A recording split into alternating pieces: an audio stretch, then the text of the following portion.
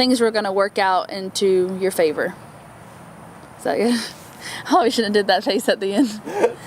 Hi, my name is Joley, and this is my story.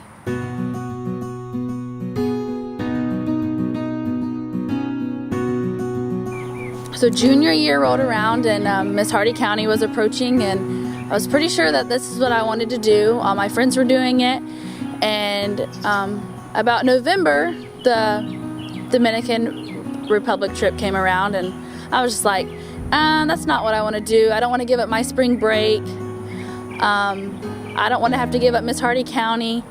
So about 2 weeks later, I was sitting in church with my mom, and my mom leaned over and said, "Are you sure you don't want to go to the Dominican?" And I was like, "No, I don't want to give up Miss Hardy County." And she was like, "Okay." So then the next Sunday rolled around, and they were kind of doing the last call for who was going to go to the Dominican, and I leaned over to my mom and I said, "This is what I want to do. I want to go on this trip. I want to give up Miss Hardy County. I wanted to fully give my spring break to this missions trip. I didn't know who was going. I was just ready to go."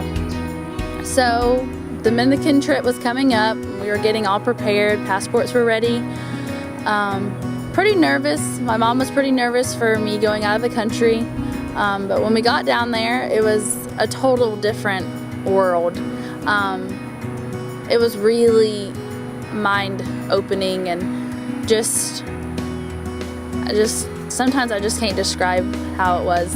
When I got back to the States, I still wasn't really sure why I went. I was still questioning. I still was like, all my friends came back talking about how fun their spring break was, and I mean, I had stories to tell, but not them kind of stories that they were telling. But then about a month later, God got a hold of my heart and really told me the reason why I went on this trip. And